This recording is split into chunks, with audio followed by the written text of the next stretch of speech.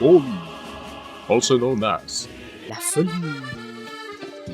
I'm a fire in my ladle!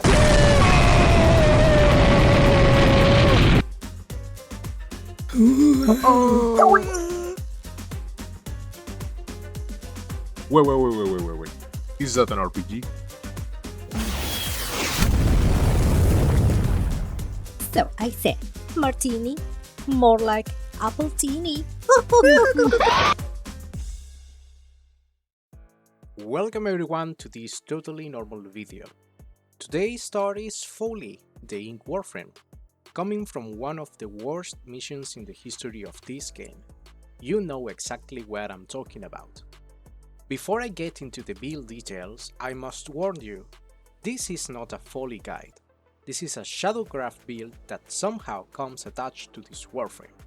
Just like my last video featuring Excalibur, where I mentioned how weird it is that the swordsman frame is so strong, yet his kit is blatantly outdated and barely used. Follie suffers from something similar. Her first, third and fourth abilities are meh to say the least.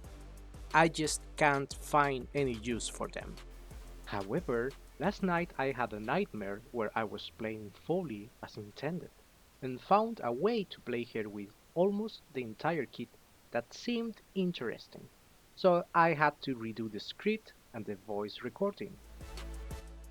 With that out of the way, let's get down to business. Quick summary of the builds, for those who lack patience.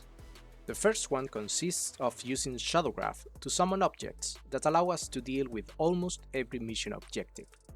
Do you need to kill enemies, crowd control massive groups, protect defense objectives, progress item-dependent missions, find treasures, buff the team? Full Shadowgraph got you covered. We will use a high strength and duration setup to make the gameplay loop highly damaging and smooth. But Ailes, Shadowgraph doesn't benefit from strength or duration. I know, little one. Even so, we want a lot of strength, and you will see why in just a moment. And the second build is meant to be played in endurance or defense runs, using Tesla Nervous to spread damage, Effigy to slow enemies and increase our survivability, the balloons to armor strip, and of course, Shadowgraph where it fits. Let's talk about her abilities. Let's talk about her Shadowgraph, and a little bit about the others. Shadowgraph summons a lot of different objects, which I'm going to group into two categories. Does it do damage and does it help with something else? Explosive Barrels does big boom boom explosions. Archon does big zap damage. Thermian RPG one-shots acolytes. Unforce can deal a lot of damage. Death Orb is okay, and Coralizer slows enemies and deal good damage. On the other side, Unforce can also be used in alchemy missions. Log Surge gives a random buff to your team. Universal Ammo brings us back to the Zar and Brahma meta. Launchpad?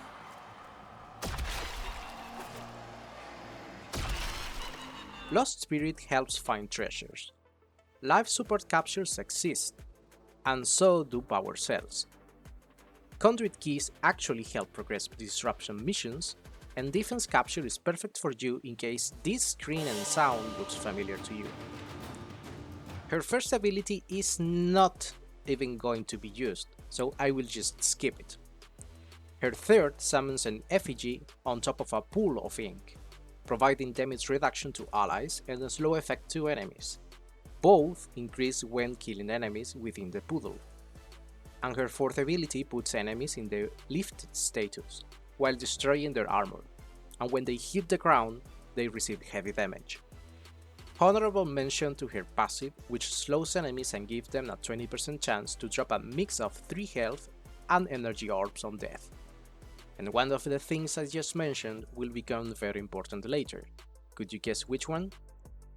In case you want a full breakdown of her entire kit, go ahead and visit our beloved wiki. Now onto the builds themselves. For both, at least 2 casting speed shards are mandatory, non-negotiable. The rest should be strength or duration, depending on your preference. The Helminth of choice of the first build is Rar, since it buffs the damage and status damage of our abilities, as well as our weapons.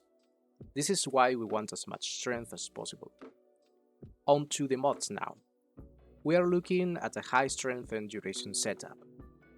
Primed Sure-Footed is recommended, or any source of overguard, since we are kind of squishy. Archon Flow's effect, the extra energy orb on killing with cold damage, is triggered by our cold barrels. That, combined with our passive, is enough to maintain our energy economy. Finally, for survivability, I went with shield tanking using expertise and fast deflection. An alternative setup uses fast deflection, primed redirection, and arcane aegis, which is far superior if we plan to reach higher levels, even though the lower duration feels like a crime to me. I am using the Epitaph plus Pathosis setup to give more damage to our abilities. Epitaph is built for pure corrosive and status chance to armor strip, while Pathosis uses viral, triple wind up speed, and melee influence to spread viral everywhere. These two pair extremely well together since you can wield a glaive and a pistol at the same time. Huge shoutout to Mark of the Beast. This Pathosis can easily kill trash mobs, and therefore grant 120% extra status chance to our Epitaph. Finally, Raxakubro helps us survive a lot. Just make sure to use link redirection and enough survivability on the dock itself, plus all the bond mods you like. Other options are a full shield worm, a status machine Diriga, or a viral cat if you prefer to outsource the priming. I haven't mentioned any DPS weapons since the build revolves around using Shadowgraph, but as usual, bring something strong just in case you somehow run out of energy, get nullified or something like that. The second build uses Tesla Nervous and its augment, subsumed over our first.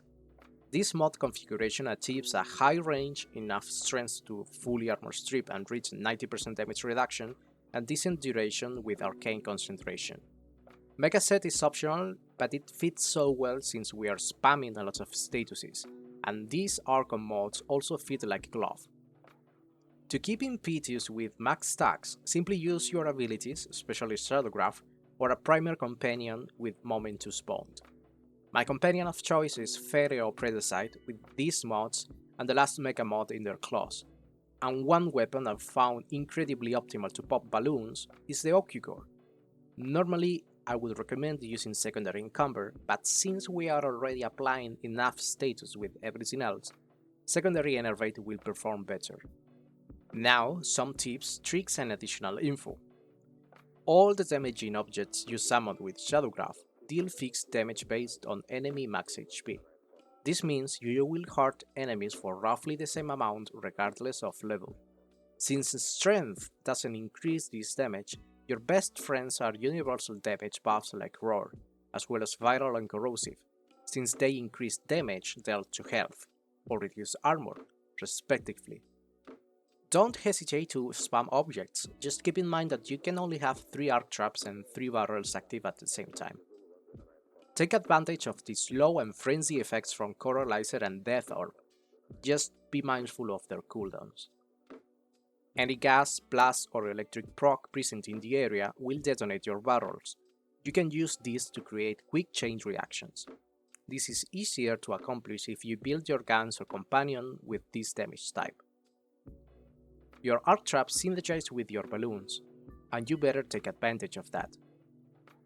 The first electric hit determines the posterior damage, so hitting once with the arc trap and then stripping enemy's armor with the balloons will yield a higher DPS. Finally, use Tesla Nervous first, since it records the unarmored health the enemy has at the moment of attachment. This means Tesla Bank Explosion will deal a higher damage if the enemy wasn't injured when the Tesla Nervous attached. And here we are again at the end of the video.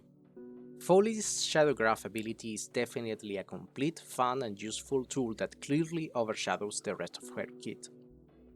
Her first ability is a teleport with no redeeming qualities.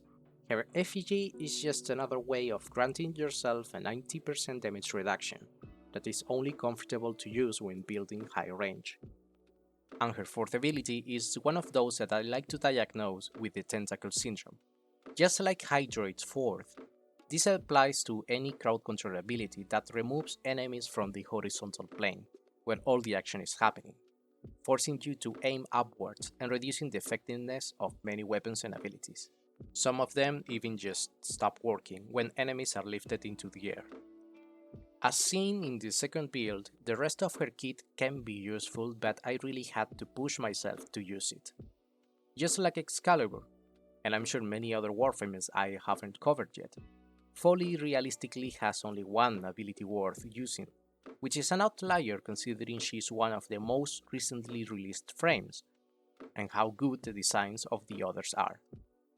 All in all, I really enjoyed squeezing every last drop of juice out of her Shadowgraph, and as you've seen, it definitely performs quite nicely. As for the rest of her kit, it's there, but it just doesn't click for me. Do I recommend Follie? Yes, just be careful not to lose your sanity while farming her. Anyways, that's it from me, Zeno. Hope you enjoyed the video and you are more than welcome to leave a comment telling us what you think about this frame. Thank you for watching and see you next time. Peace!